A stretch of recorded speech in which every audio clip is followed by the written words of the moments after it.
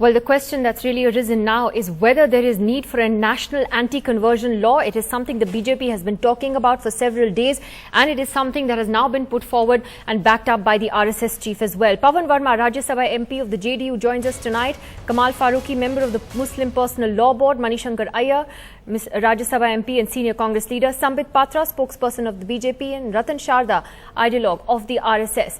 Let me take that question first to you, Pawan Verma. We have actually seen, a situation where Mr. Modi is not saying anything on the conversion issue. You have leaks from time to time to the media that he's unhappy about this. He wants the focus to remain on development. But now, do you believe he's in a bit of a fix with Mohan Bhagwat's statement over the last couple of days? What does the PM do in a situation like that? He surely can't rebut the RSS chief publicly either. Well, Nidhi, actually the Prime Minister's silence on this exceptionally important issue of peace and religious and social harmony in the country is at one level inexplicable, at another level it is totally understandable. Mr. Venkaiah Naidu's ingenuous comment today that the government has no idea what the Sangh Parivar elements are doing is not even believable by the most ardent devotees of Mr. Naidu. There is an umbilical cord directly, verifiably between the government, the BJP, the RSS and the other front organizations of the Sangh Parivar, and they are all part of a strategy by which to polarize votes in order to maximize the vote bank of the BJP in terms of its Hindu vote for short-term electoral dividends. Secondly, this whole matter of conversion, the movement started by the Dharm Jagran Samiti, backed by the RSS and the BJP, because we have Yogi Adityanath, who is a sitting BJP MP, who has said he will spearhead it in UP. This whole matter has to be seen in context and juxtaposed to a series of exceptionally inflammatory statements meant to disturb the communal peace and incite religious hatred. Starting from the Ramzado versus Haramzado, to Godse being a Rashtrabhakt, to a series of statements. And the purpose of a mass campaign of conversion, whether you call it Ghar Vapsi or reconversion or conversion, is to create that kind of religious polarization. That motive is transparent. On the need for a conversion law, there can be a debate. I know that in the 5 states that it has been. I'm going to come to that separately, Mr. Verma. I will come to that separately, because first I just wanted to touch on this dilemma that perhaps the BJP leadership finds itself in today. Mr. Ratan Sharda, if I could ask you, sir, what could and what can the Prime Minister do in a situation like this? Because it's clear from the statements of top BJP leaders that they would like the focus to remain on governance, to remain on reforms, to remain largely, on the economy. And that is not what is happening. You open the front pages every day and it's all about the Ghar Vapsi issue. Now that Mr. Mohan Bhagwat has said what he has, what does the PM do?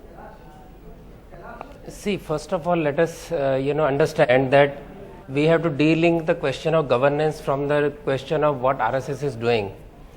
What RSS has been saying, it has been saying for a long time, since at least last 60 years, first of all. Secondly, it is not BJP which is derailing the good governance, it is the opposition which is derailing the good governance. They have stalled the Rajya Sabha for all these days, making noise about the issue which is actually a non-issue as far as governance is concerned. The conversion issue, the laws so far are controlled by the states, not the central government. So to keep on trying to put Mr. Modi in a dock by itself is a play that media is playing and the opposition is playing.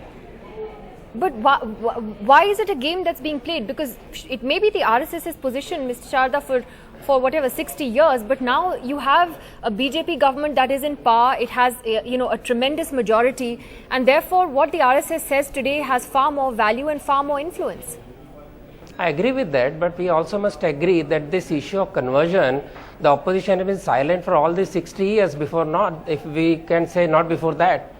Opposition, the so-called secular lobby never spoke against conversions happening in Northeast through allurement or through violence. It had not spoken against conversions that have been taking place all over the country. Now they have got, suddenly they have got voice, because now suddenly Hindus seem to be on the front foot. Kamal Farooqi, I'll take that to you, Mr. Farooqi. What do you believe the PM can say at this point? I personally feel now the cat is out of bag, in fact. And I feel up to now there has been the talk, no, RS is a different thing, we are a different thing, we are the government, they are the ideologue. But look at the two important statements, one by the Home Minister itself and the other important minister. They say, what are you talking about RSS? All of us are RSS. That means that whatever is going on in the Parivar, whether it is Vishnu Hindu Parishad, whether it is Bajrang Dal, whether it is Hindu Mahasabha, whether it is the Jagran, all those things are, or whether it is the government. Basically, they are on the one track, and this is very unfortunate. As far as the conversion is concerned, the gentleman who has been talking about it, unfortunately, they are trying to mislead the entire nation. Nobody is against the conversion. Nobody is putting any condition on the will of a person, because this is my constitutional right.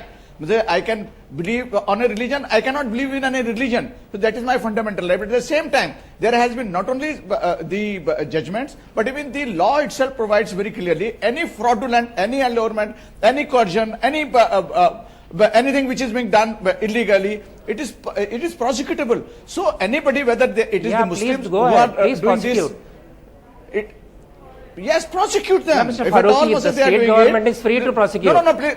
Modi cannot prosecute. No, sir. That is Modi cannot prosecute, but you are taking advantage of what not, and you are suddenly started talking about not the at all. anti-conversion. Sir, it's your government in UP. You cannot do that. No, you cannot do that anti-conversion at all, because that is the Muslims fundamental can right. do. You can put. No, Christians and Muslims can do this. No. You mean to say that? Nothing. No. Give me one single instance where Muslims have done it in so. I can give you the example from your own family, wherein they are offering 2 lakhs rupees for a Christian, 5 lakhs rupees for a Muslim. You tell me one single instance, I will surrender before you. No, but the Why question did you that... surrender? You were also supposed to surrender on Ayodhya. You never surrendered, because even the judgment went against you. You went back on a statement. I understand what Mr. Ratan Sharda is saying about the hypocrisy of the conversion argument, and that I think is a valid point that is to be made. I think the question then is, how do we go about this entire issue, and is Ghar Wapsi then the right way to go about it? Because we're talking about inducements, for instance, what happened in Agra, where they were offered ration cards and so on. But Sambit Patra, the question here is that as the Prime Minister and the government tries hard to focus on this issue of development, as Kamal Farooqi says, he believes that no, this is the real face. So, what does the PM do in a situation like this? Nidhi, allow me some time, and I would beg forgiveness from the senior parliamentarians present in the panel today. I have utmost respect for them. But I would say today what I as a young man outside of the parliament is seeing in the Rajya Sabha, I would classically call it as a kindergarten phenomena. In 2014, Lok Sabha elections, we were defeated. So we would take revenge. And this would be the way of revenge, in which we would demand that the Prime Minister should speak for 3 seconds, and we would not allow a 30-hour debate. Tell me, if you have a problem in the country, if conversion is a problem, well, yes, it is a problem today, then we should be discussing the issue on the floor of the parliament. Let us discuss for 48 hours, let us discuss for 50 hours. But we would not discuss the topic, we would only want the Prime Minister to make a short 30-second speech.